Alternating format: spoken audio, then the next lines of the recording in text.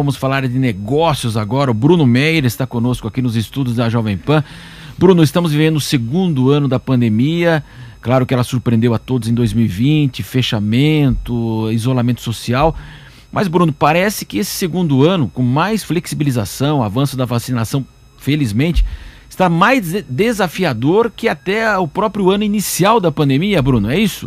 Bom dia, Matos. Bom dia a todos que nos acompanham aqui no Jornal da Manhã, segunda edição, sem dúvida. Na verdade, é esse semestre de 2021 que está absolutamente muito mais desafiador para as varejistas, e é um acúmulo de coisas.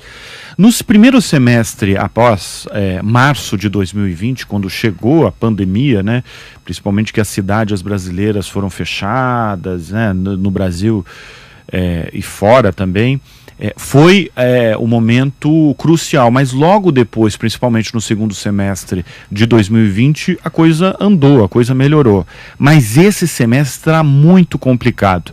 E ontem, por exemplo, na terça-feira, foi um dia desastroso para quem é acionista das grandes varejistas no Brasil. Eu estou falando de Magazine Luiza, das Americanas e da Via, a dona das Casas Bahia. Para se ter uma ideia, só o ativo do Magalu caiu 12,65%, cotado a R$ 9,74. Deixa eu pegar aqui quanto está agora, porque ele estava caindo ainda.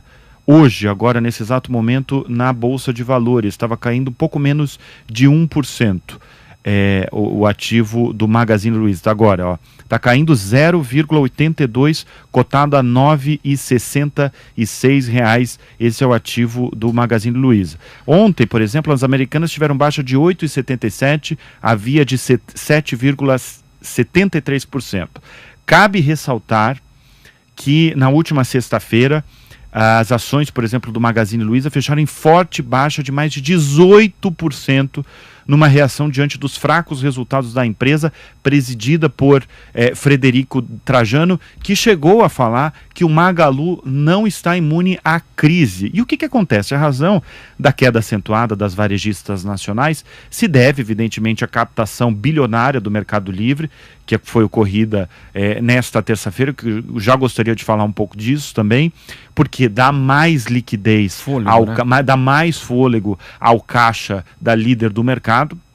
Agora, o setor se vê, principalmente nesse semestre de 2021, completamente pressionado pela alta na taxa de juros no país. Mas, na verdade, nem tudo é ruim para a indústria por conta das próximas semanas, né? E eu estou falando de Black Friday, que vem aí, e principalmente das festas natalinas e corporativas que vão acontecer este ano, muito por conta do avanço da vacinação no país. A gente não via esse cenário no fim de 2021, de 2020. Você lembra que as comemorações corporativas inexistiram no ano passado, que não deve acontecer nesse ano. Essas festas natalinas e as festas corporativas deverá injetar cerca de 68 bilhões e 400 milhões de reais na economia. Esses são dados de uma pesquisa da Confederação Nacional de Dirigentes Lojistas e o Serviço de Proteção ao Crédito, o SPC, que é um grande alívio para o setor que emprega milhões de pessoas no Brasil e no mundo, né? Bruno, a gente sabe que o varejo também sofre um pouco porque as pessoas ficaram em casa, deixaram de viajar, serviços, né? Nós tivemos fechamento, então a pessoa está destinando isso, ela passou a viajar, passou a gastar em passeios.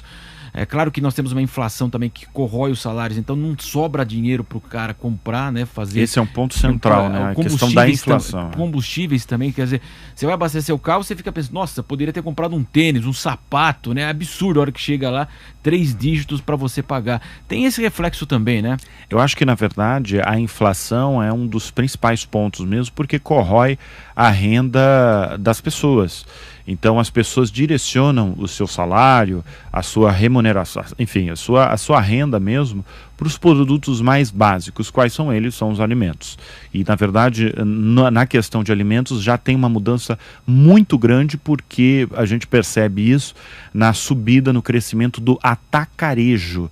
O movimento que a gente viu há um mês atrás, por exemplo, do Grupo Pão de Açúcar, que praticamente encerrou as operações de hipermercado com a venda do Extra, o Grupo Assaí é um pouco disso, é um pouco do movimento, a mudança do perfil do cliente que vê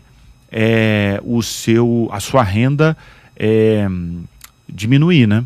Agora, a gente fazer milagre, né? Exatamente. Agora, a gente teve uma boa notícia, na verdade, nesta terça-feira, que foi uma captação bilionária do Mercado Livre. O Mercado Livre, você sabe, Matos, é a empresa mais valiosa da América Latina. E nesta terça-feira captou 1 bilhão e 550 milhões de dólares, nessa que foi a primeira oferta de ações em mais de 2 anos. O gigante do comércio eletrônico vendeu 1 milhão de ações no valor de $1,55 cada.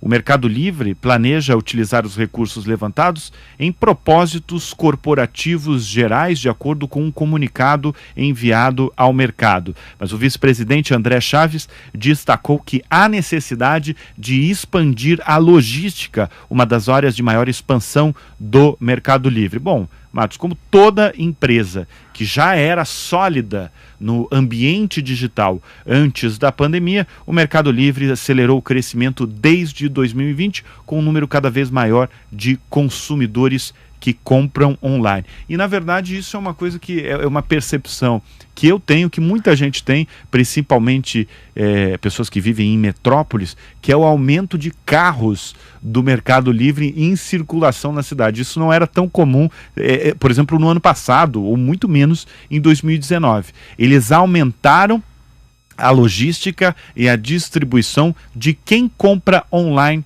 pelo site do Mercado Livre. E essa é uma percepção, não sei se você tem essa percepção Sem também, dúvida. Matos, de um aumento de carros do Mercado Livre pelas ruas. Aqui, então, a gente que fala diretamente de São Paulo, a gente percebe nitidamente esse avanço. Com essa captação bilionária, prevê-se um aumento aí na logística ainda mais.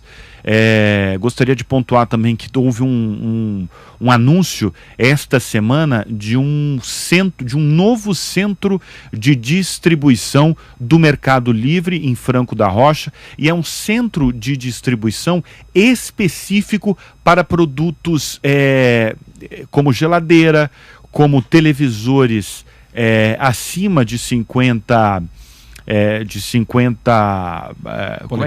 polegadas, exatamente, e é justamente para concorrer com os concorrentes nacionais, como Magalu e a Via, a dona das Casas Bahia, que são concorrentes muito fortes nesse setor aí, por exemplo, de geladeira, de televisores. Então o Mercado Livre está vindo forte aí.